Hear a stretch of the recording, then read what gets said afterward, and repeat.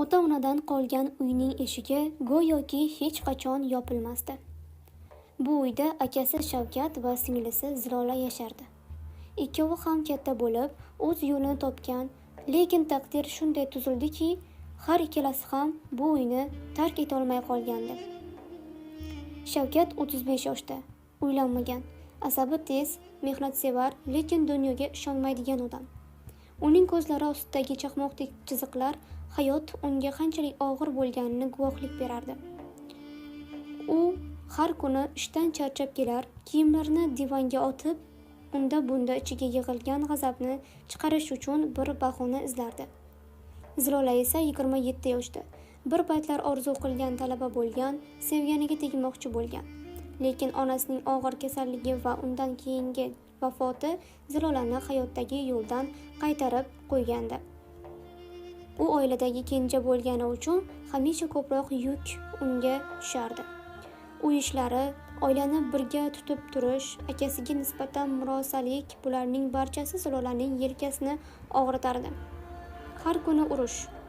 Zilola, qayta aytdim, ovqatni vaqtli qil, ishdan kelsam hali pishmagan, deb baqirardi Shavkat.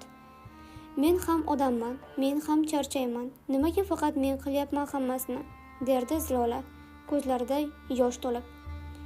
Hech narsa qilmaysan, faqat yotib olib telefonni titkilaysan, akasi uning tizzasini yerga urardi.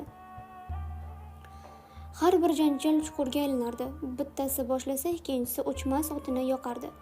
Ular o'rtasida sevgi bor edi, lekin o'sha sevgi urush tushunmaslik, yig'i va ayblashlar ichida g'arq bo'lib borardi.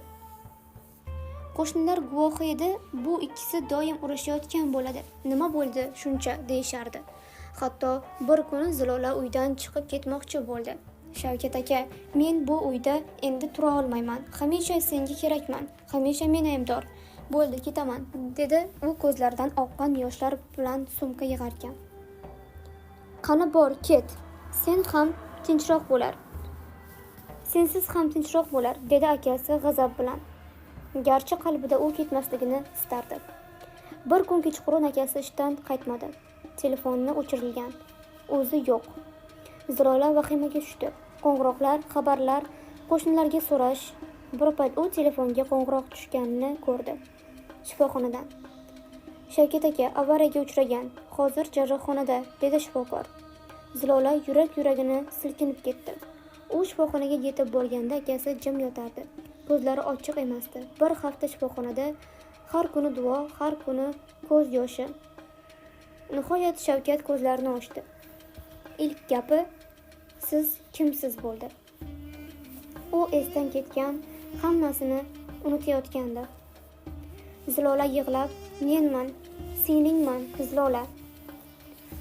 Iltimos xotirla, men hamisha sen bilan edim, derdi. Oradan hafta o'tdi. Shavkatning xotirasi asta-sekin qayta boshladi. Har bir narsani eslarkan, Zilolaning uni tashlab ketmaganini, hamisha yonida bo'lganini angladi. Bir kun u uzoq sukutdan keyin dedi: "Men seni haqorat qildim, seni tushunmadim. Sen oilamizning qalbisan. Men seni qadrlay olmadim." Zilola faqat qo'llarini ushlab turdi. "Hammasi o'tadi", dedi. Ular yana birga uyga qaytishdi. Urushlar to'xtamadi, lekin endi ularning orasida kechirim, tushunish va shu eng muhimi muhabbat paydo bo'lgandi. Chunki hayotning ustida emas, aslida yuragida og'riq ortida turibdi birodarlik. Va bu ikki inson aka va singil hamisha shunga qaytarishardi. Ular uyga qaytishganidan so'ng hayot sekin-asta o'z joyiga tusha boshladi. Ilgarigi qo'pol so'zlar, tinimsiz janjallar endi kamaydi. Bir-birini anglash boshlandi. Biroq bu degani hammasi oson bo'ldi degani emas. Oradan 2 oy o'tganidan so'ng Shavkatning boshiga ishdan bo'shatish xavfi kelib tushdi. Korxona qisqartirishga tushayotgan, uning o'rniga yoshlar olinayotgandi. U yo'l-yo'laklarda yurar, bo'sh ish izlar, asabi yana yomonlashib ketardi. Bir kuni sexdagi bir tanishi: "Shavkat aka, hamma narsa o'tkinchi, lekin senda bir singling bor ekan, hammasi yaxshi bo'ladi", dedi. Shavkat ilgarilari bu gapni tushunmasdi. Endi hayot unga o'rgatgandi. Inson yolg'iz bo'lmasligi kerak. Bu vaqtda Zilola ham o'zgargandi. O'nginidagi kichik tikish mashinasini ishga solib, Qo'shnilar uchun pardalar, kiyimlar tika boshladi. Ilk pul topgach, u akasi uchun oziq-ovqat olib keldi. Shavkat hayron bo'lib, "Bu nima qayerdan?" dedi. "Qildim aka, ozgina. Men ham xohlayman sen ham chekmay tinch yashashingni", dedi Zilola. Shu kuni Shavkat kechqurun uydagi eski rasmlarini ko'zdan kechira boshladi. Onasi bilan, otasi bilan va Zilola bilan tushgan suratda u hayotdagi eng katta boylik nimaligini angladi. Bu odam qoning yuraging parchasi, singlisi. Bir kecha eshikda qiladi. Qo'shni qiz Mehribon keldi. U Zilolaning tanishi, hammasini eshitib turgandi. Choy ichildi, suhbat bo'ldi. Shavkat u qizga ilk bor boshqacha qaradi. U yoqimtoy, oddiy, nurli qiz edi. Ortidan 1-2 marta gaplashish boshlandi. Bir oy o'tmasdan Shavkat uyga singlisiga qarab dedi: "Zilola, agar qarshi bo'lmasang, Mehribonni oilamizga qo'shmoqchiman." Zilola ko'zlari to'lib, "Men faqat seni baxtli ko'rishni xohlayman aka. Sen munosibsan." Shu orqali ularning hayotiga yana bir inson qo'shildi. Endi uyda hayot boshqacha bo'lardi. Bir kuni Shavkat Zilolaga dedi: "Seni boshqa uyga chiqaraman. Xuddi o'z uyingdek bo'ladi. Erkin, tinch, mustaqil." "Yo'q aka, men ketmayman. Men sensiz yashay olmayman. Hatto urushlarimizni ham sog'inaman", dedi Zilola, kulgusini zo'rg'a to'xtab. Shu so'zlarda urush talashlar ortidagi haqiqiy tuyg'ular yashirinib yotardi. Mehr, bog'liqlik, ajralmaslik. Odamlar jahl qiladi, bir-biriga baqiradi, lekin sevganlaring bilan gaplashmasang ruhing og'riydi. Ular shunday birodar va singil edi. Yana yillar o'tdi. Zilola ham turmushga chiqdi. To'yda Shavkat qo'lini undan asta olib qo'ydi. "Endi seni bir kishi yanada ko'proq sevsin", dedi u. Lekin har seshanba kuni Zilola o'z uyiga kelar, akasiga qo'l tortmasdan ovqat tayyorlar, yangi gaplardan gapirib o'tirardi.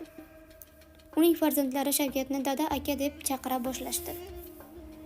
Shavkat hayotda qancha adolatsizlik ko'rgan bo'lsa ham singlisiga qarab shunday derdi: "Men baxtliman, chunki menda sen borsan."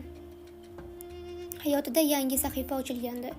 Eri Ilhom odobli, ishbilarmon yigit edi. Ular kichik bir xonadonda yashay boshlashdi. Ilhom Zilolaning og'ir hayotini akasi bilan kechirgan bolaligini yaxshi bilardi va har doim uni hurmat qilardi.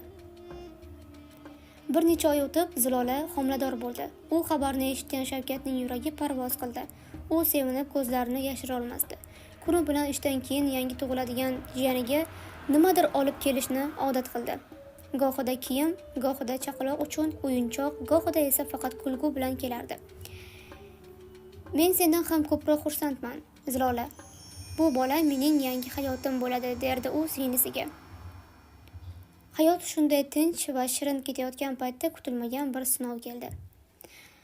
Bir kuni kechqurun Shavkat ishdan qaytar ekan, yo'lda 2 yosh yigit uni urib, pul va telefon talab qilishdi. U qarshilik qildi. Ulardan biri pichoq bilan qo'l ostidan urdi va qochib ketishdi. Shavkat hushsiz holda yerda yotgan paytda bir kishi ko'rib tez yordam chaqirdi. Uni yana shifoxonaga olib ketishdi. Bu gal ahvol og'irroq edi. Unga jarrohlik amaliyoti kerak bo'ldi. Ilhom va Zilola kecha-kunduz shifoxonada bo'lishdi. Zilola bolasini tug'ish arafasida ekaniga qaramay, har kuni akasi yoniga kelib o'tirardi. Bir kecha u akasi yonida o'tirarkan, undan ko'z yosh to'kilardi. "Iltimos, ketma aka. Men hali senga farzandimni ko'rsatmadim. Hali jiyaning seni dada, aka deb chaqirishi kerak.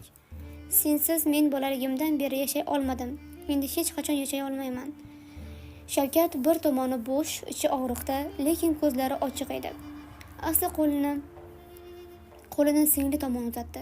Uning lablari titrab, shivirlab dedi: "Men ketmayman. Men hali uni ko'raman." Jarrohlik muvaffaqiyatli o'tdi. Undan so'nggi haftalarda u shifo topib uyiga qaytdi. Ammo u endi o'sha Shavkat emasdi. Har bir narsani shukr bilan qabul qiladigan, har bir insonni qadrlaydigan, shukronalik bilan yashaydigan odamga aylandi. Zilola esa o'g'il tug'di. Bolaning ismini esa akasi qo'ydi, Shahzod. "Sen uchun sevgim timsoli", dedi u. Shu paytdan boshlab har juma kuni Shavkat o'zi bozor qilib kelib, jiyani uchun maxsus ovqatlar tayyorlay boshladi. Endi u aka emas, bir vaqtning o'zida aka o'rnak murabbiy edi. Yillar o'tdi. Zilolaning farzandi maktabga bordi. U birinchi marta "Mening qahramonim" mavzusida insho yozganda shunday yozdi: "Mening qahramonim akam. U menga har doim kitob olib kelardi, hikoyalar aytadi. U singlisi uchun jon berishga tayyor inson. U qo'pol bo'lishi mumkin, lekin qalbida yurak bor, muhabbat bor. U menga hamma narsani o'rgatadi. Men uni yaxshi ko'raman. Bu insonni o'qib, Shavkat ko'z yoshlarini yashira olmadi. Bir paytlar har kuni urushgan, bir-biriga qattiq so'z aytgan aka-singil endi dunyodagi eng qimmatli ne'mat qadrdonlik, kechirim va bag'rikengligi orqali bir-birini qayta topishgandi. Hayot o'tadi, odamlar o'zgaradi, lekin haqiqiy muhabbat aka-singil o'rtasidagi bog' o'chmas ekan.